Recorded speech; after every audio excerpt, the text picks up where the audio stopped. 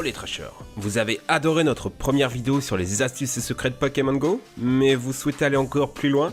J'ai analysé le jeu et son code source en profondeur et j'ai découvert 8 nouvelles astuces pour devenir encore meilleur à Pokémon Go. Quels sont les meilleurs Pokémon? Dans Pokémon Go, vous ne voyez que deux informations, les points de vie et les points de combat, les PC. Mais saviez-vous que ces PC étaient issus d'une formule de calcul qui prenait en compte 4 statistiques dont 3 cachées? L'attaque, la défense, les points de vie et le niveau de votre Pokémon qui va de 1 à 40. Quand on fait les calculs, on peut ainsi déterminer les 7 meilleurs monstres de Pokémon Go, ceux qui allient puissance, défense, points de vie et un bon set d'attaque. Dracolos, Ronflex, Loclas, Arcanon, Noix de Coco, Aquali et Léviator. Oui, on les voit tout le temps et ce n'est pas étonnant.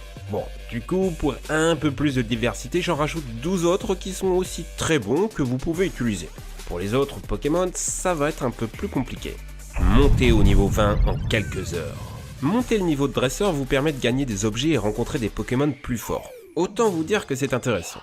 Pour monter très rapidement de niveau, j'ai une technique. Capturer un maximum de Pokémon faciles à faire évoluer. Roucoule, Rattata, Aspico ou Chenipan. Ce qui vous permet d'obtenir un maximum de bonbons d'évolution en sachant que faire évoluer un Pokémon vous rapporte 1000 points d'expérience dresseur, ce qui est beaucoup. Mais là où c'est intéressant, c'est quand vous utilisez l'objet E-Chance qui double votre expérience reçue.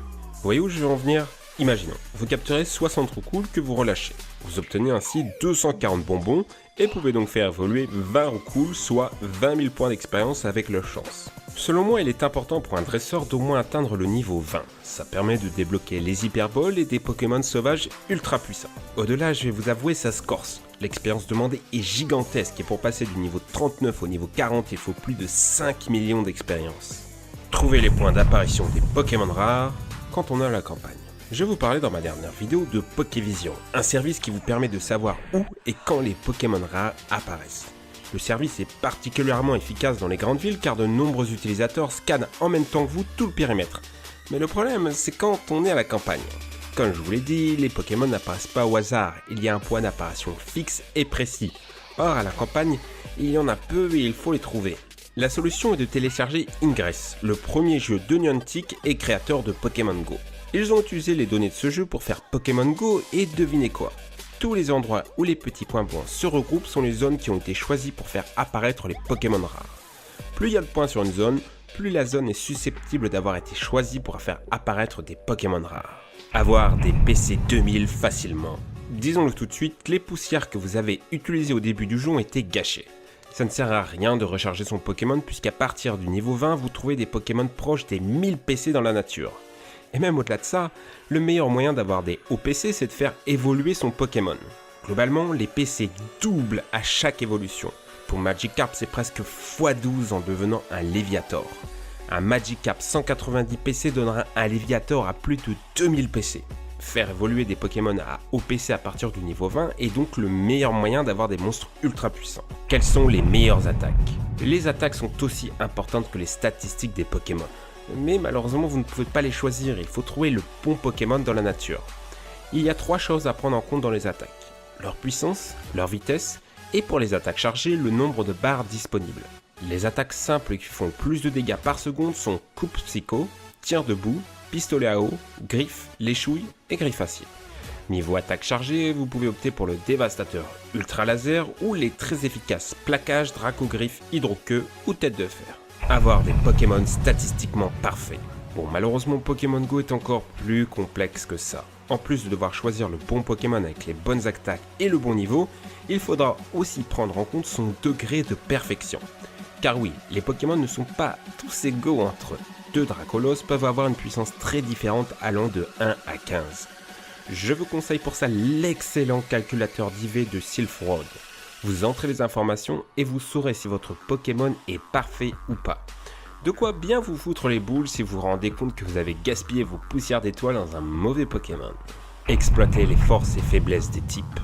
Dans Pokémon, le feu bat la glace et l'eau éteint le feu. Dans Pokémon Go aussi, une attaque super efficace est multipliée par 25% et si elle n'est pas très efficace, elle est divisée par 20%. Prenez-le en compte quand vous affrontez un Pokémon. Sachez aussi qu'il existe le stab dans Pokémon Go. Le stab, c'est quand un Pokémon utilise une attaque du même type que le sien et a un bonus de puissance. Par exemple, quand un Pokémon feu utilise une attaque feu, le bonus est de 25%. C'est plutôt très bon. Essayez donc d'avoir des Pokémon avec des attaques de son type pour maximiser vos dégâts. Je vous laisse le tableau des types en description. Augmentez rapidement le prestige de son arène. Peu de joueurs comprennent comment marchent les arènes. Je vous explique ça simplement. Pour conquérir une arène, il ne suffit pas de battre une fois l'arène ennemie. Il faut lui faire baisser son prestige jusqu'à 0. Ça peut prendre 2, 3, voire 4 combats à la suite. Quand l'arène baisse, vous avez de moins en moins de Pokémon à combattre car plus le prestige d'une arène est haut, plus on peut y mettre de Pokémon. Jusqu'à 10 Pokémon, dites-vous bien. Vous comprenez donc l'intérêt d'avoir un prestige très élevé pour l'arène de votre couleur. Ce prestige augmente à chaque fois que l'arène réussit à battre une équipe. Est-ce que vous voyez venir l'astuce? En gros, vous placez votre Pokémon ultra fort dans l'arène et vous envoyez au combat un Pokémon nul pour se faire défoncer à la chaîne. C'est plus de 500 points de prestige par défaite.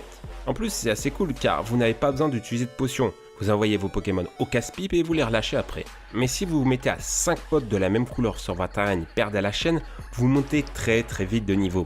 Bon, après c'est assez facile de conquérir une arène quand on est organisé. Vous le savez peut-être pas, mais les dégâts des personnes autour de vous sur la même arène se cumulent. Vous combattez ensemble. Si vous êtes deux rouges et vous tapez à deux le même combat, vous doublez vos dégâts. Du coup, pour gagner, je vous conseille vraiment d'attaquer en meute et ne pas hésiter à demander aux gens autour de vous de quelle couleur ils sont et s'ils sont de la même que vous, allez taper vos ennemis. Et je parle virtuellement, bien sûr. Et voilà les amis, n'hésitez pas à partager cette vidéo à tous vos potes pour leur faire découvrir la profondeur de Pokémon Go.